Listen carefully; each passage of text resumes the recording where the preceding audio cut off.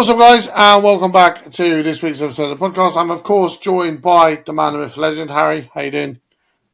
Hey, good. You? Yeah, not too bad, not too bad. We won't be joined, but Tottenham will be joined for the next, hopefully, 3 years by Thomas Frank himself. Here we go. Thomas Frank has joined Tottenham Hotspur Football Club. Listen, this is what me and Harry wanted probably for the last 6 months, so it's either going to go absolutely tits up or it's going to be the best thing since sliced bread. For those people that were sitting there and debating about um, the interview and stuff, that's now live. That went live. We're recording this on Thursday, so that went live yesterday, I believe. Yeah, yesterday. It was yesterday. We'll talk a little bit about the interview. We'll talk a little bit about Daniel Levy's interview, and then we'll talk a bit about some transfer stuff. His interview, first and foremost, really, really impressed. And I think the thing for me, because we kind of knew it already, we kind of knew what to expect with him because we've seen him in the Premier League. And that is the advantage of going with a Premier League proven manager or a Premier League knowledgeable manager is you see them on a day-to-day basis, you see how they act for the club that they're managing, previously in this case Brentford, and you kind of get the impression of how he's going to act and behave, which is always a good sign. But for me, it was just his mannerism. It was the humbleness that came across. It was the tactical understanding and the bits that he did say.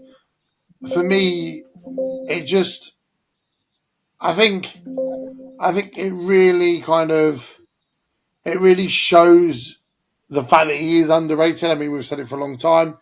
He is massively underrated with what he's achieved with Brentford and getting him out of the Premier League. Not just getting him out of the Premier League, but how many teams have we seen do absolutely tragically when they first come up? He came up, he made them stable. They consistently, improved year upon year upon year. His tactics improved year upon year upon year.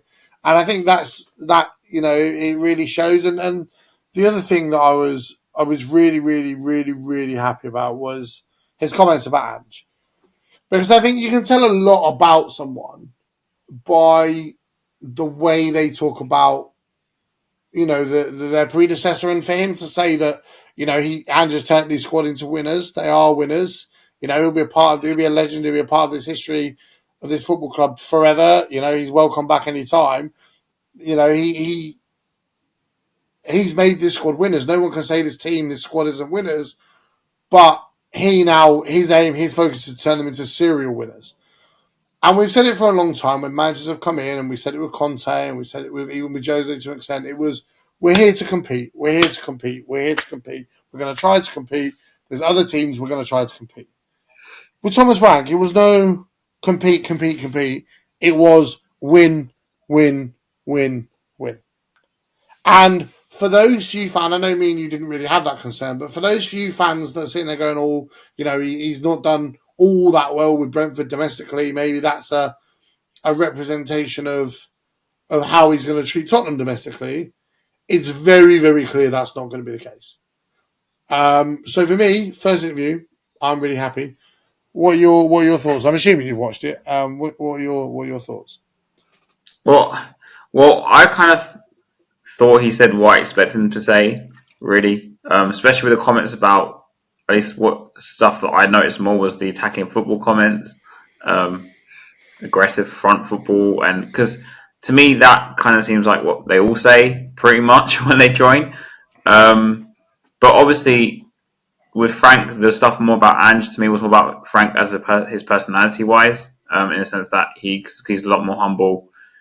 He appreciated what the last manager did, sort of thing, and I kind of imagine that to kind of shine through in that interview, like his sort of personality in that way.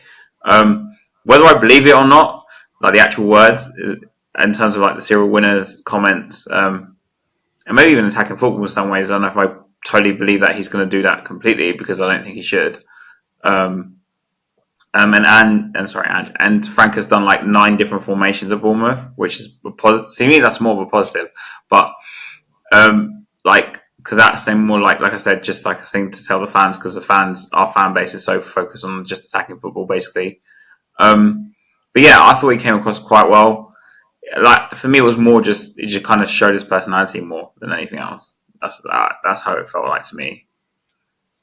Okay, fair enough. Fair enough. I Yeah. think for me, like it's interesting you talk about the comments about about the style of play stylistically because actually I watched the High Performance podcast from Sky from about 6-8 months ago with Thomas Frank, and the thing that really dulled down for me was how he assessed and approached and understood the gap between beating Brentford and scoring the most goals in the Championship and coming Mm. up for the playoffs versus knowing that you're not going to be able to play the exact same way in the Premier League and get the same result with the same level of players, right? And they're not a club that's spent a lot either. Their wage budget is one of the lowest in the league. Their transfer budget is one of the lowest in the league, or the transfer expenditure is one of the lowest in the league. They have a great, phenomenal return about improving players, and I'll go on to that comment in a second actually about improving players. But the thing for me was just really watching that video. It was really how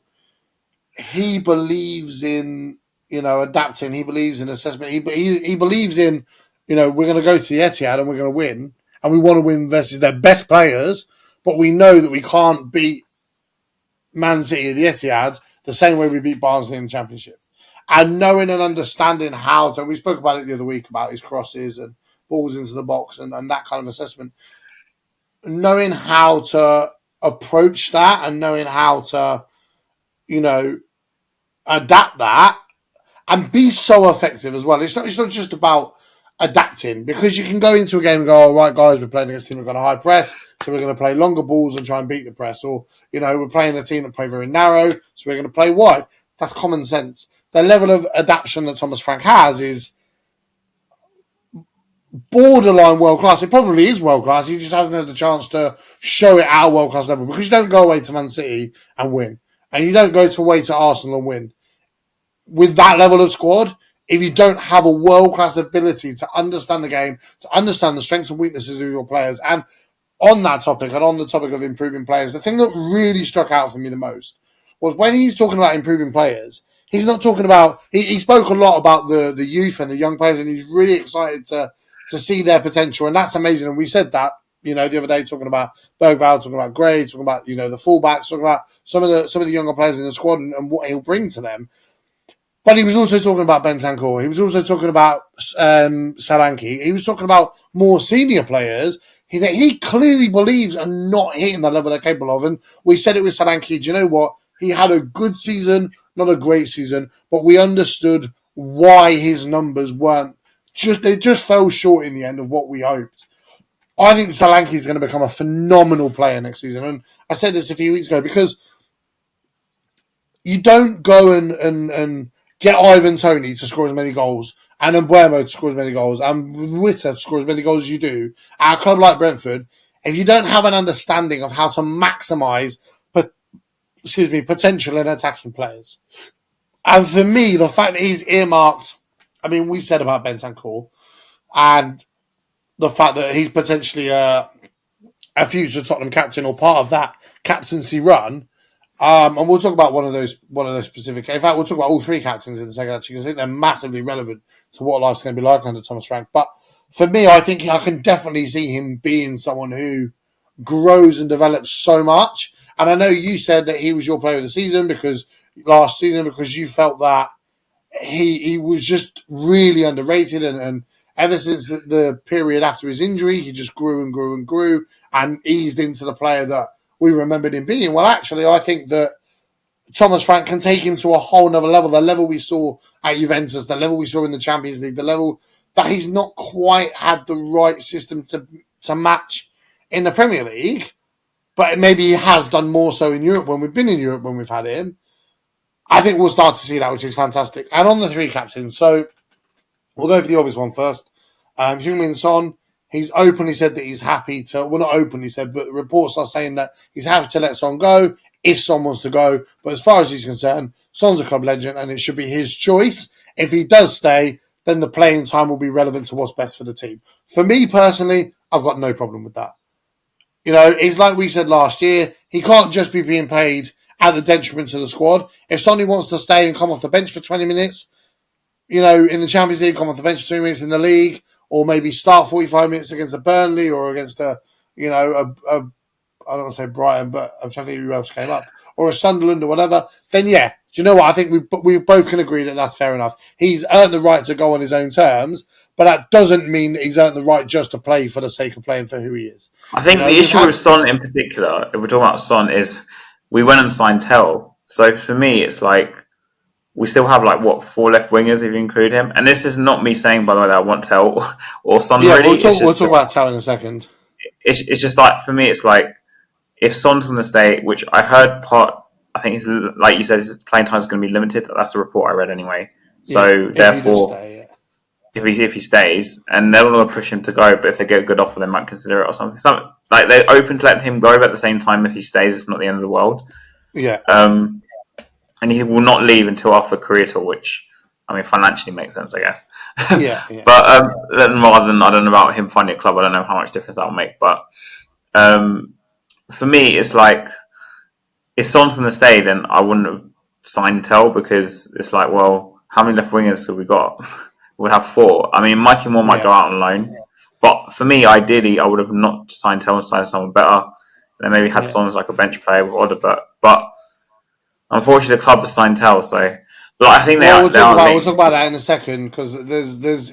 I do agree with you to an extent, but I definitely think that when Son plays, he will be playing a very different role for Spurs than what he has done recently. Actually, I think James Alcott said it quite well the other day that actually he's probably better suited to Thomas Frank, who will have him closer to the striker, have him in and around the 6 yard box, have him in and around the 18 yard box, where we know his finishing is still lethal. You don't lose that. When you've got it at the level that he has, you don't lose that. But what you do lose is your ability to run, take on your man, etc. So I think when he does play, he'll probably play more central off of a striker.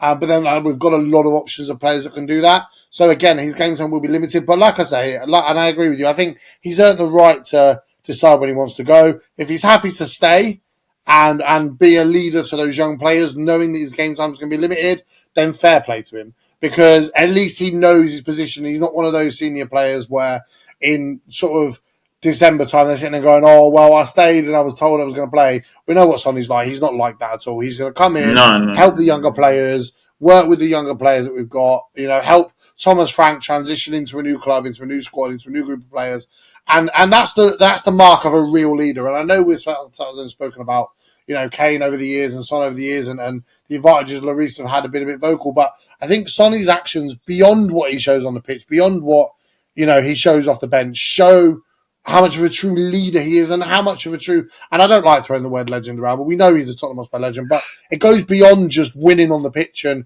winning games, scoring goals, getting assists, winning trophies. The way he's represented the football club and the way he's represented himself since the minute he came in, like, we've never been able to fault him at all. Even when he was linked with Wolfsburg that summer, the year after we signed him, we said, listen, even if he does go, he's done nothing wrong in the time he's been here. He's done as best he can in the limited opportunities he's got. He's a very young player. First season in the Premier League, you're never going to expect a lot, especially not from a winger when you're coming up against fullbacks who are a lot more physical than what you're probably used to. So for me, I can't fault it either way. And I think I'm interested to see what decision it is. I'm not bothered either way. I do hope that if he goes after the first game of the season so that he gets a goodbye. Even if he's not playing and he gets to walk around and give the fans a lap of honour, he deserved that. I don't know he had it at the back of the last season, but it's different when you go and lose a game 4-1. No matter whether you win the trophy or not, it's harder to be as positive as you probably like to be. People that were at the game might disagree with me, but for me, I think I'd like to see Son have the opportunity to really say goodbye. That being said, I don't think it's going to be goodbye for good. I think he will be back in an ambassadorial capacity. I don't see Oh, him being a 100%, coach, 100%. if I'm being honest, 100%. but he stands, when we've spoken about players over the years, we've spoken about players, we've spoken about Sandro, we've spoken about Ledley King, we've spoken about Jan Vertonghen, we've spoken about players that truly represent what Tottenham Hotspur means to the fans. He epitomises it all. So that's fair enough. Captain number 2 on the list is Cuti Romero. Now, reports that came out this morning, which is quite relevant actually, because normally we talk about it on a Monday and then stuff might change. But if stuff changes in the next hour and a half, then fuck knows. Reports come out this morning that Thomas Frank wants Romero to stay. That if Son goes, he wants to make him club captain. He believes in his leadership and his do or die attitude and his desire to win, and believes it can be absolutely instrumental in maintaining that success and building on those comments about serious success. Romero seems like it's not as black and white as it was before, where he was, Ange goes, I'm going to leave no matter what. And this is what we said as well a couple of weeks ago. We said this to Tottenham fans that what you hear in the media isn't always true. And when you're saying all these players are going to riot if the manager doesn't go, if the manager stays, whatever, listen, these are their careers, right? They only get 30 years, 35 years, maybe if they're lucky. The first 35 years of their life kicking a ball, and after that, that's it for a lot of them. So I truly think Romero probably is going to stay this summer unless Atletico Madrid pay the big money. If they offer us 75 million, I'd probably take that. If not, he's got 2 years left anyway. Give him a year. Try and convince him to sign. If we go and win the FA Cup next year and we do, okay in the Champions League, we finish fifth, get qualification Champions League football next season, win the FA Cup, then I think you see him probably staying, if I'm being honest. But again, I think I trust Thomas Franklin enough and I trust who he is as a person enough to risk giving it a year to convince him to stay permanently. Worst case scenario, you sell him for a year, you get 50 million again next year anyway. So, his value's not going to decrease unless he rips his legs in half or gets run over by a car or something. So, Antonio. I think it's risk-free. James Maddison. We know how he loves his attacking midfielders to be right up there with the striker, fast link-up play. I think, like we've seen from Damsgaard this season, I wouldn't say Damsgaard is a world-beaten player. I wouldn't say he's a world-beaten player. But in my opinion, the output he had from him last year, not just the output, but the work rate, the hairline improvement, the work rate, the growth of what Damsgaard was, knowing what we believe his ceiling to be, I'm so excited for James Maddison next season. And he hit back at Simon Jordan about you don't win anything with James Maddison and all those comments. Now go and prove that you're not just a one-season success, that you're just as determined as Romero, as the last leadership player we'll mention in a second. You're just as determined to win as those players are. And I can see him staying at Spurs for a considerable period. And I will happily say, if we're sat here this time next year and he's really excelled and he's really kicked on and he's taken up to a whole other level and he's one of the most important players under Frank and he's first name on the team sheet week in, week out, I'll happily admit I was wrong about James Maddison. I still have slight reservations, but let's see, when the going gets tough, under someone like Thomas Frank, where he's in a more pivotal role, in a more active role in our attacking transitions, let's see what happens from him. And last but not least, I think with the captains, for me, it's like, I think if Son goes, then obviously that's what he said, that he's going to make Romero captain. But don't you think maybe in order to keep Romero, he needs to make him captain regardless if Son stays or not? Sort of. Like, I think it'd be one of those situations where Son will be playing so infrequently that Romero will be pretty much captain, if that makes sense. Because I remember when Poch joined, he made, was it Kabul the captain or something? Was it Kabul? Was it someone else? Someone like not out of the blue, but he'd been there for a long time. Was it Kabul? Was it Adebayo or something weird? But in the first season, then obviously it changed later on to Lloris, I think. But basically, I think he needs to make Romero captain now. I know it sounds mad, but Maddison, I don't think should be the club captain. I don't mind him being vice. But if Son's going to have such limited play time, I think you need to make the captain someone who's playing regularly anyway. So I think in order to convince Romero to stay, you need to make him club captain. I would agree that might swing in his favour, but I think what you don't want to do is set a premise where you give someone club captain and then they fuck off again in 12 months. So in my opinion, let's say Sonny stays, he signs a 1-year extension and he stays knowing that no matter what, next summer he's going to leave on a free transfer. Cool, no problem. Sonny's playing a reduced role. If Romero doesn't sign in the next 12 months, then he will be sold next summer without fail if he's not sold this summer. So if you make Romero club captain and then Son and Romero go next year, I think that does more damage. I think if you keep Son as club captain, Romero's acting in a captain role because he's playing the most, and then it gives Romero a year of going right. You've only of all the games you've played, you've only not been captain for 5% of them. Next year it could be 100% of them. but you're only going to get that if you stay. Don't give him it to convince him. Show him what he could have if he stays. I think that might be a better approach to it, just purely because South Americans are quite hard to convince. Once their mind's made up about a transfer, they are very hard to convince. And I do trust Thomas Frank to give him the opportunity to try and convince him, but I just think for me it's going to be a tough one. It's going to be a tough one. Last one on the list then, and another player where there's a little bit of murmurs at the moment is Vicario. Now, Yeah, Vicario. Yeah, from what I read the I've other seen the day, room. I've seen the rumors. Yeah. he Thomas Frank really likes Kinski. I wouldn't be surprised if Vicario doesn't start the season well if Kinski becomes the number one very, very quickly. And we are linked to, like Kinski last year, we are linked to a lot of keepers where they're more than good enough to be a backup at a top club with the potential for being a main starter within 2 or 3 years. Now, a lot of goalkeepers, when they're put in and given an opportunity out of the blue, they do really well. That momentum continues. We saw last year against Liverpool, Kinski, I thought he played brilliant. Even over both legs, even conceding the goals he conceded in the second leg. I still thought he was brilliant. I think that was just down to a team problem. I think Vicario makes one or two mistakes. I wouldn't be surprised if we don't see him, I you think the know. problem with Vicario is whether people think he can get these like issues at set pieces, which I always bring up. I seem to bring up every time. Out his system, like whether that can be coached to be fixed. His shot stopping, there's no debate there. You know, is really really good, but also what kind of system will we play under Frank? Whether it's like a 3-5-2, 3-4-3, or like what kind of keeper he wants as well. Like I don't know if he wants a because of what I read, so I think statistically speaking, Brentford bring the ball out of their own sort of like 10 yards. I can't remember what it was. Basically, we pass around the back a lot under Ange. It's Yeah, like completely opposite statistics with Brentford.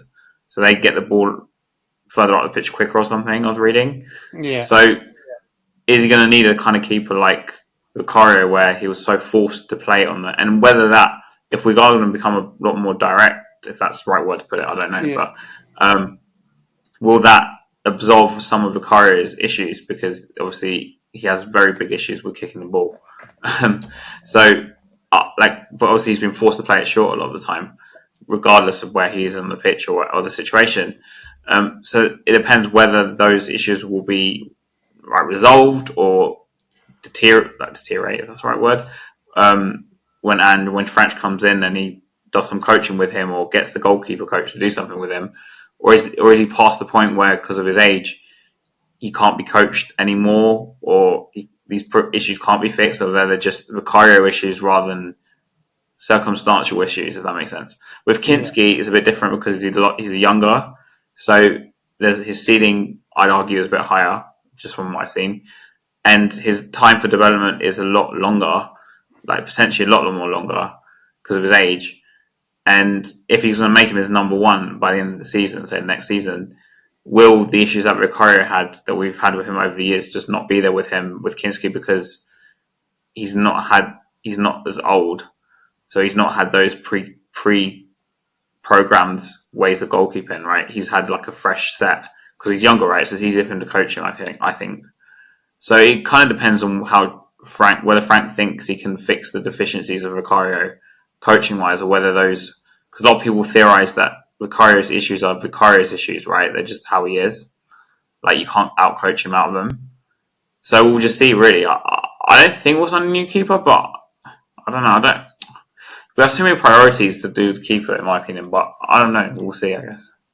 that's exactly how I was going to summarise it. Is I think even if Kinski starts and Vicario is a backup for 12 months, let's say, or for 8 months, let's say, you decide at the start of the season, I think one, he's a really, really good character to have around the dressing room, and he proved that last season, not just with the young lads, but really, really kind of not being afraid when the more senior players aren't pulling their weight, not being afraid to not tell them. I think that is such a real strong quality that he's got. For me, I think I completely agree with you. I think it's one of those cases where it doesn't matter if you sell him, it doesn't really matter if you keep him.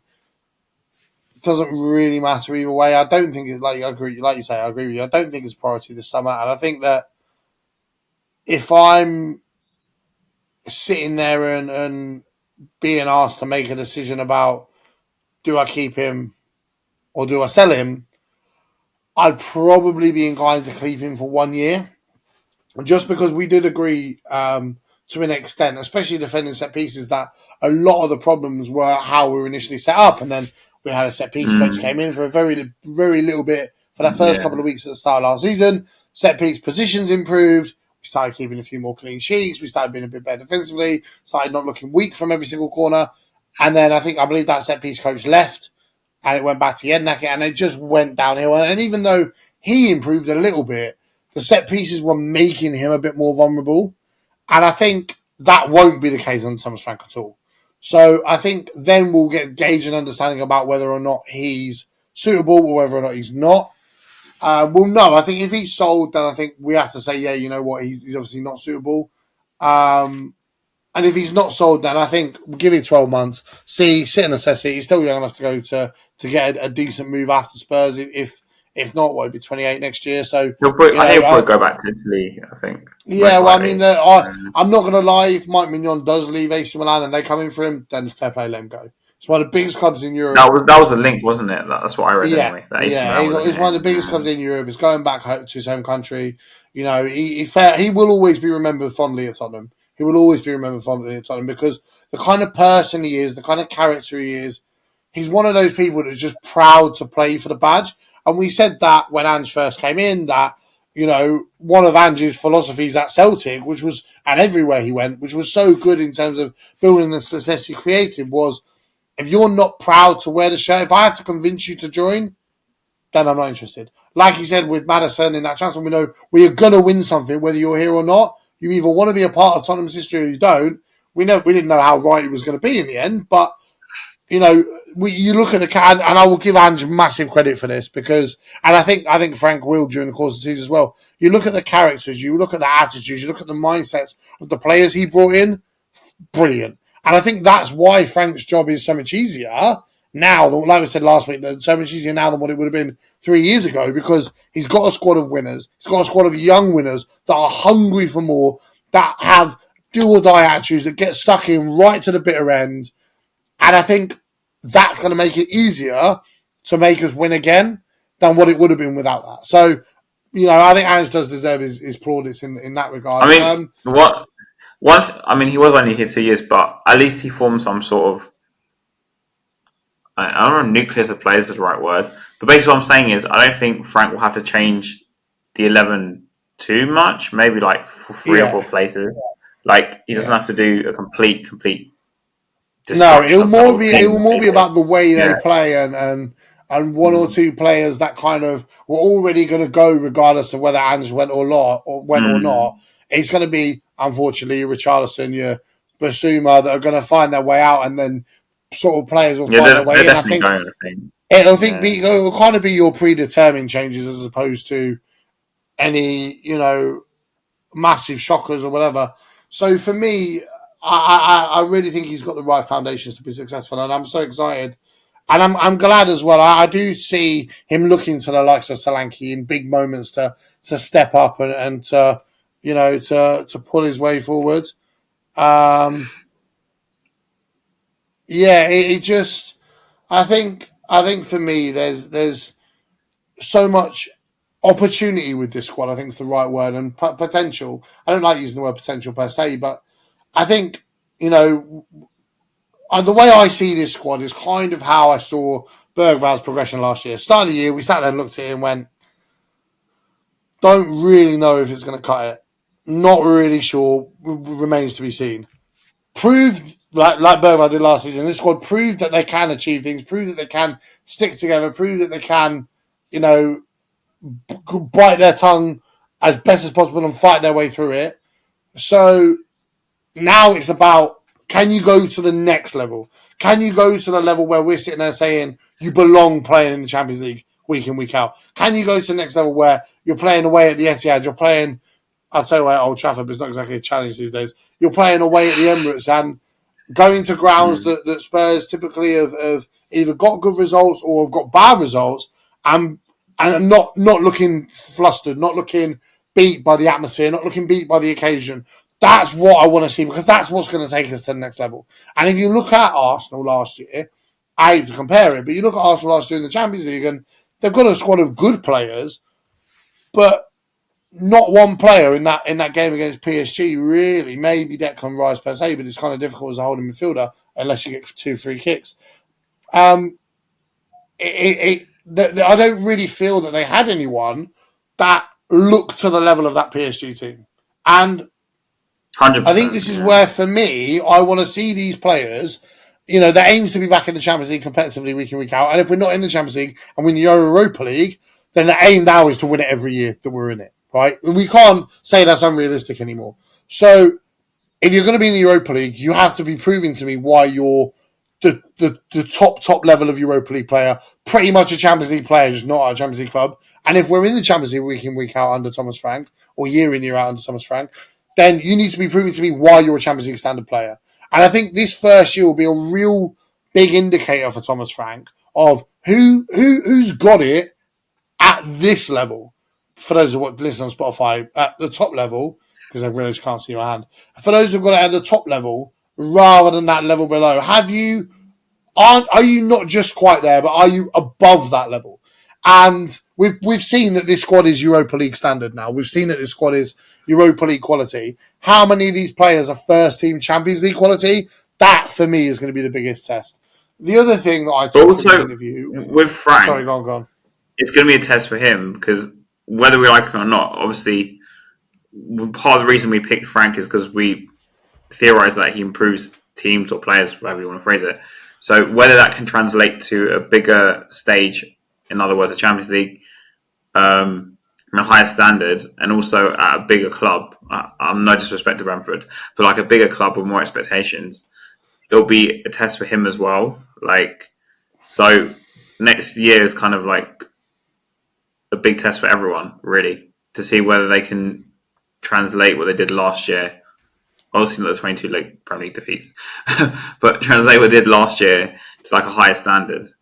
And obviously he will sign a few players, but that's the big test for everyone. Like I said, everyone. And of course, I don't know if we're going to talk about Levy's comments, but we will, yeah. Yeah. For me, I think the other thing as well is we said this about Poch and we said this about other managers where they adapted with the squad and with the club to an extent, and then they sort of stopped adapting, and we were kind of at a higher level than where their tactics were capable of, i.e. Pochettino, later stages of Champions League. Pochettino in the Premier League, did he have the tactical ability to adapt to just get us over the line in those 1 or 2 games, which cost us? Obviously not, otherwise I'd be sitting there screaming Premier League champions every single episode. 5 years later, 7 years later, whatever. But the thing with Thomas Frank is he has continuously adapted.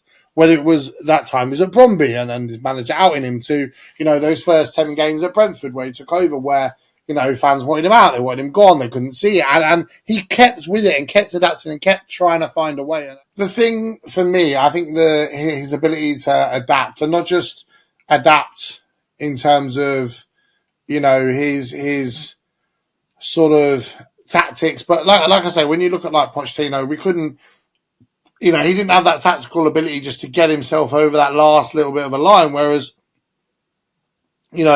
Thomas Frank has shown, he came into Brentford, adapted again to get him over the line after the first time he lost the playoff final, got him into the Premier League, went straight to a back 3. We don't have the players to play this way. Found a way to adapt and make it sustainable. Right. Let's start playing a more aggressive style, but again, not too aggressive, just in case it doesn't work and we need a bit of stability. And I think, for me, this is why I do think he is the right fit for Tottenham, because I don't see a ceiling with him. I really, really don't, from everything we've heard and everything we've seen, I really don't see a ceiling with him. And I think that's the thing that excites me the most, is his potential is untapped. Or uncapped, rather, just like this squad's potential is uncapped. And I really think it could be phenomenal. Absolutely phenomenal. Obviously, it remains to be seen, so let's see. Quickly, on a transfer rumour, before we talk about Daniel Levy's comments, and then we'll wrap it up. Mohamed Kudus. He's been offered to Tottenham. for between 70 and 80 million. What's your initial thoughts? Well, if you spoke to me 2 years ago, I would have said let's get Kudus. But because he had such a bad season last season, for that sort of money, I don't know if it's a good deal. Like if you told me it was like half the price, maybe we'll consider it. But now I don't know because at least I'm just going off what you told me. His attitude wasn't very good apparently and stuff like that. So like I don't know, but also I don't know what other wingers we're looking at because I know Madueke is on the market now. Whether Chelsea would ever sell to us, I don't know. Obviously, in Buemo, I don't know if it's going to United or not going to United. So But we desperately need a. supposedly if we match the asking price and United match it, Mm. he's not as certain about United as he was. Supposedly, depending on where you read. Because there's so many mixed reports about Buemo's so at this point that I'm quite confused. Ideally, I'd want to go and get some Brentford players, mainly because I like the manager to have some, basically his players, especially at the beginning, because I think it helps settle the Yeah. squad, and it's like having someone that's like his man from the get go. So someone like Mbuemo for me is like we need to go get him. With Kudus, I don't really know. If we didn't sign Tell, I would have just got. I think Kudus is not bad, but again, it's more the price that annoys me with the 70 to 80 million because I think his because of last season, I think his price has kind of gone down. Like I don't think he's worth 70 to 80 million anymore. At least if we're But I basing. feel like we're overpaying a little bit because we're Spurs and because it's West Ham. There is that, but I'm just basing on the price. I'm saying last season he had a drop Yeah. off. So with someone like Jared I Bowen, agree with you. as an example, if it was Jared Bowen, then I'd be like, yeah, just go get him. But because Kudus had one Mate, good if it's season, Chad Bowen, I pay 100 then million for him. then he had a drop off. I got a Yeah. few question marks, mainly because of the drop off. So And the other one then on the list, obviously you already mentioned Burma. I feel like we just wait and see on that one. The other one is Semenyo from Semenyo, Bournemouth. yeah. Similar price quoted to Kudus. If I had to say to you, it was, and Burma's decided United, it's one of those two. Who are you picking? Semenyo. Okay, that's interesting. Because I don't feel like I saw enough from Semenyo last year to say that he's going to be that level of clinicalness. But then before Thomas Frank, Oldham and Burma, you weren't seeing that either. So swings I and think like I roundabouts. said, I think Brown is different just because he played with Frank. So for me, it's just like a better transfer by default because of that. Um, in terms of how I think of them as players, I think out of the three of them, if we're just going by just preference, Semenyo would probably be the one I'd Yeah. pick. But if we're basing on the fact that because Frank has to be taken into this equation now because he used to be at Brentford, so I think we need to go get at least like one or two Brentford players. I'm not expecting to like raid them Okay. and get like half the team, but like if you go and get a couple, it would really help because I think if I look back at previous Spurs managers, for example, AVB really wanted Moutinho. We didn't get Moutinho. He would have been great for AVB because he played under him, and it will be. I just label it as his man. Obviously, other Spurs managers I can cite had the same sort of thing. Where I think, for example, Redknapp benefited from the fact he got a lot of export Portsmouth players because he knew how to work with them. You could put them in the team wherever he wanted to put them in, and they'll play for him. And it helped just him settle as well. I think signing Defoe back in that January, and then obviously Cranjob was the January after, right? And bring up players he liked. See, Poch did bring Wanyama later on, but like, I think these Yeah, sort I of was things, going to mention that. Yeah. these things really really help. Um, so I think getting Buemo and like maybe another player would really help him, like Frank in general. I think so. Like we need to be Okay. going all out from Buemo, really. Okay. Fair enough. Yeah, The last thing I want to talk about quickly before we talk about Daniel Levy, unfortunately, is the mention of Tell. I forgot to mention it earlier. So I actually don't think Tell's going to play on the left wing. I think he's going to play up front. And the reason why I think he's going to play up front is because every time I watch him play for France's under 21s, he plays through the middle. And Odobert plays on the right or on the left. And when they're closer together and when they're allowed more freedom and when they're allowed more, kind of organisation, so to speak. Like this is the opposite of freedom, but organisation in the instructions, but freedom in terms of their own decisions. They're both really, really effective together. And it wouldn't surprise me, because we're being linked with that many wingers, it wouldn't surprise me if Richarlison was being sold, and rather than the 40-odd, 50-odd million for Richarlison being used to fund another striker, it's in fact going to be used to fund another winger. So we go and get Mbeumo and Semenyo, or we go and get Mbeumo Both of them. and... Yeah, and at that point, I think that might probably be a better use of money than going and spending more money on another striker.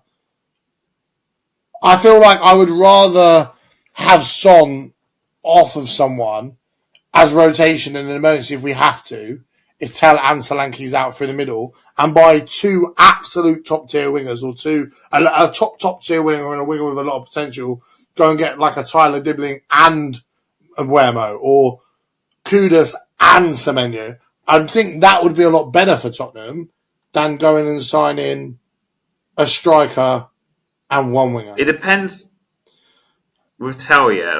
Like I said, I'm not seeing anything to make me think this guy's amazing. But what I can say, the only thing is like, because a lot of it, obviously, I had to say, a lot of our players were hurt by the way we were playing under Ange, right? So even attacking wise, I think we were hurt basically because there was just a lack of organisation, and we only played the same patterns every time. So if we were to play a different way, if we would do the reverse of Ange and not invert the fullbacks and play them further wide and play, because as Son was an example, off the left, play him inside and play Johnson even on the right inside, right? And then use the fullbacks as the width and use the three in the middle as like a narrow three. And then if you have Tel and Son, and I just use Johnson as an example because he played on the right last season, all closer together as almost like three up front-ish, or three forwards, whatever you want to call it, it would benefit Tel more, because I just don't think he's the kind of player where he can play like solely on his own, where you just kick the ball long to him and he's going to hold the ball up and he's going to lay it off. And he's only like 19, 20, so he still has potential. But we'll see, I guess. I don't think that will work unless you kind of change the system to play with his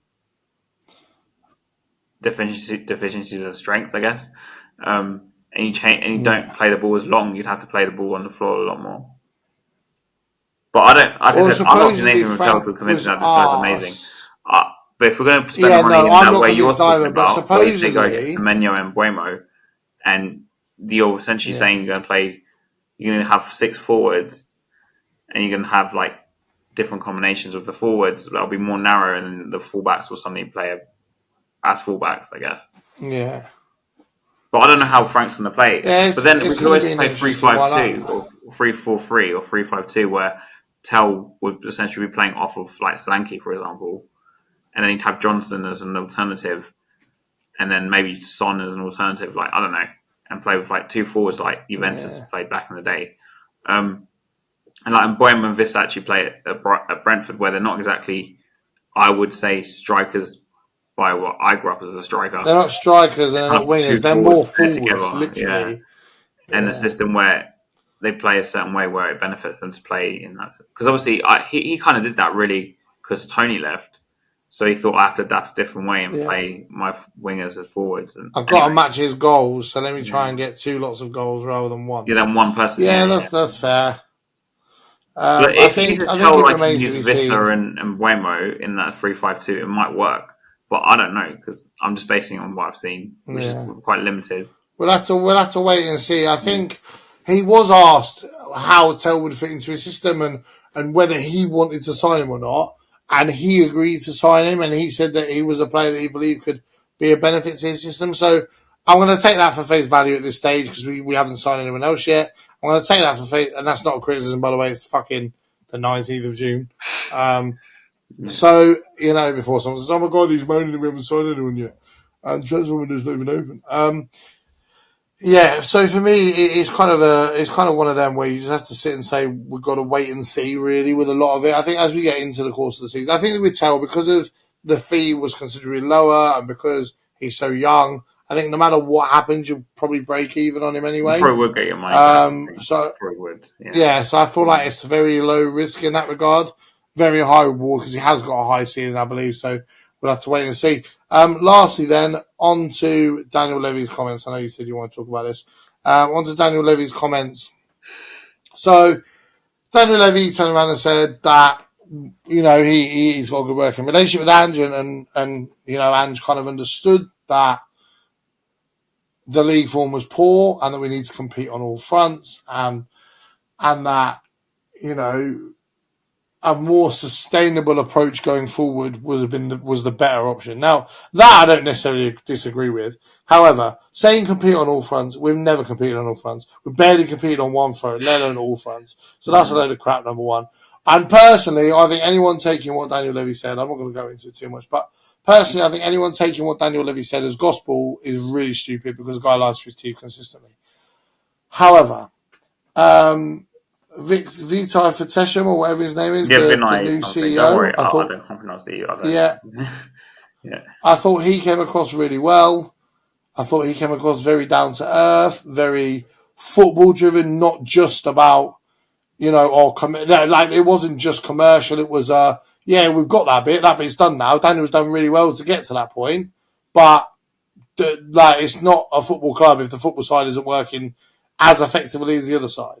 And I take that as a massive positive because it's a lot more transparent than what we've had previous CEO heads or, Donna Cullen, who was meant to be in charge of fan, player, club relationships, whatever.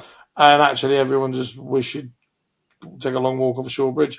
So, for me, it's nice to hear him be so vocal. It's very clear that he's going to get in and around the community and in and around what makes Tottenham and what makes, it the club we love and where the fans want to see it go.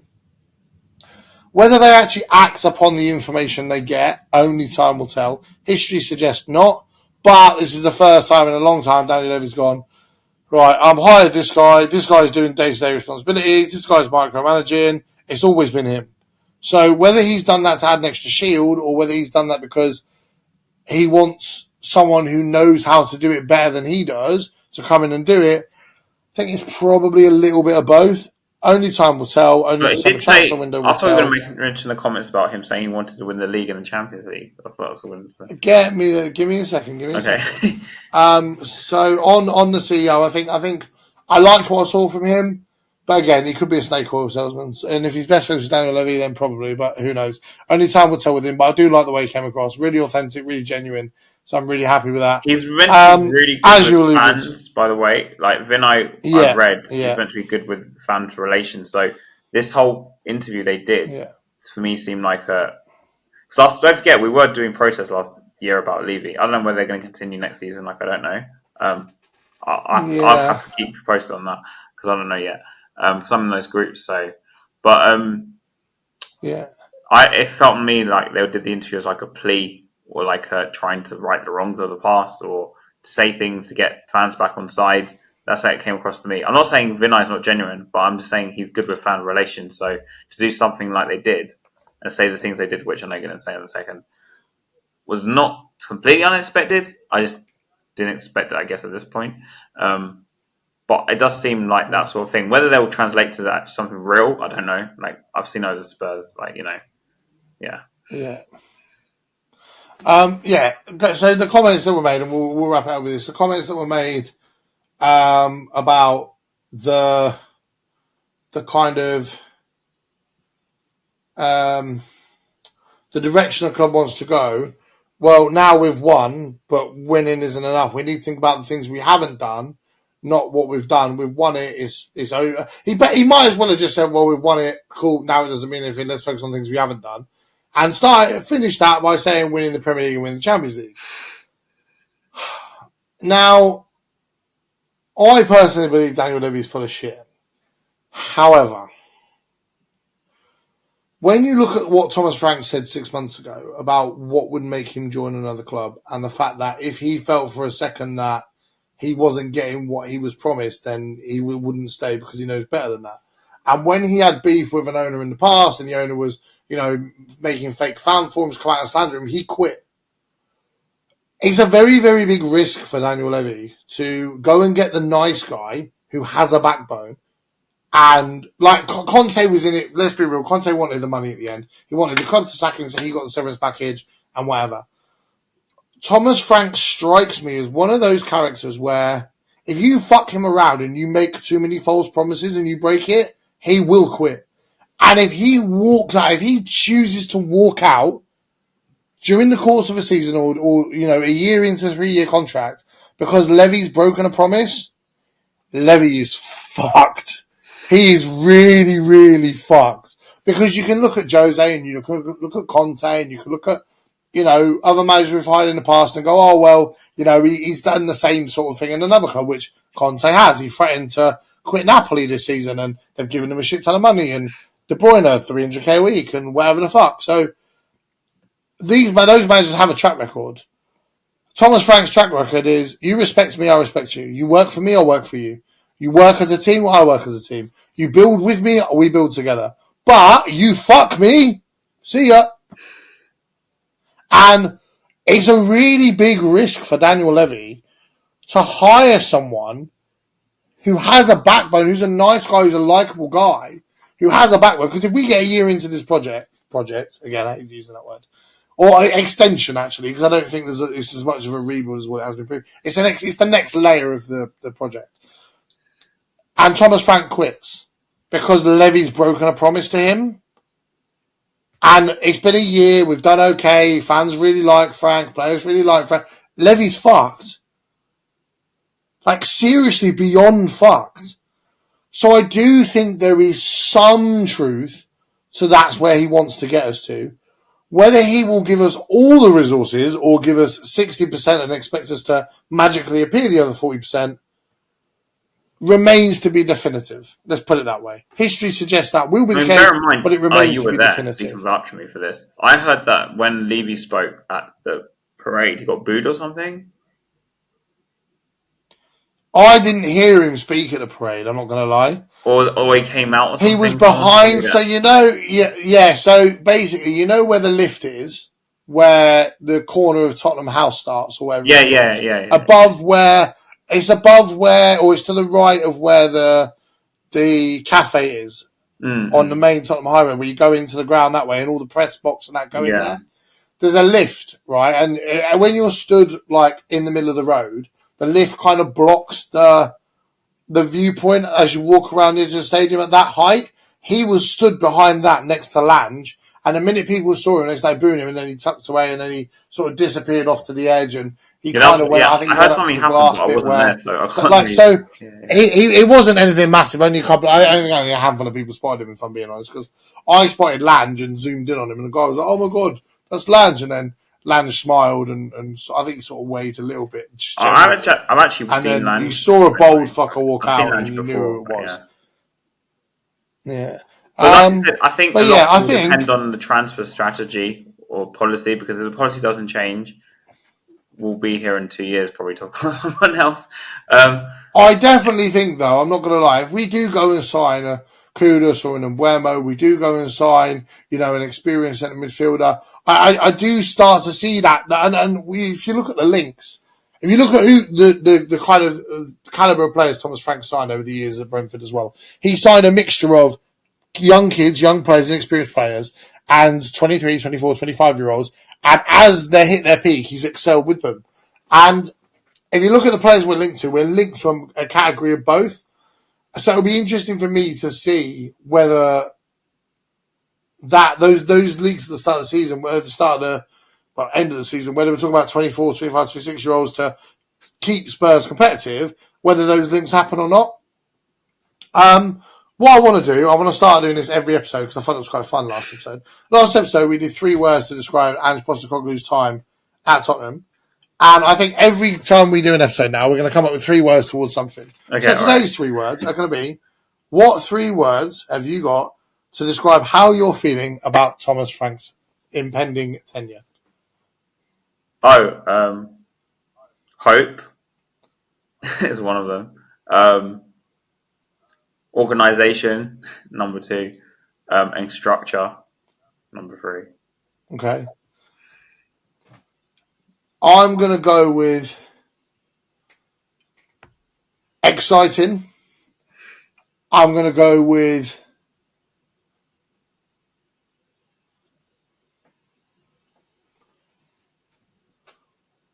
this is technically 2 words, but I'm counting this one. I'm going to go with sky's the limit. Technically, there's 3 words, but whatever. Yeah, I know what you mean. Don't worry. And I'm going to go with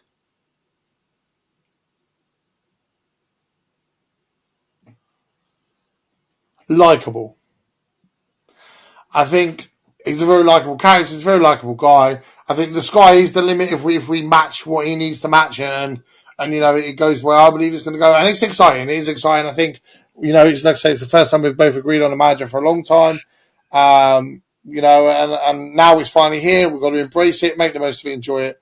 And so we'll leave that there because it's currently, as we're recording this, guys, I'm currently using my hotspot. My internet died. It's currently 10 to 11 on Thursday night. I have work on Friday, and I've got to get all this sorted before I go to bed. So make sure you guys make sure you subscribe. Drop us a 5-star review on Spotify, that'd be much appreciated, and drop us a comment on YouTube as well. Next week I'm going to try and get a Spurs guest on, so any preferences, give us a shout. Other than that, make sure you subscribe, 5-star review. And as always, come on you Spurs! Come on, you Spurs.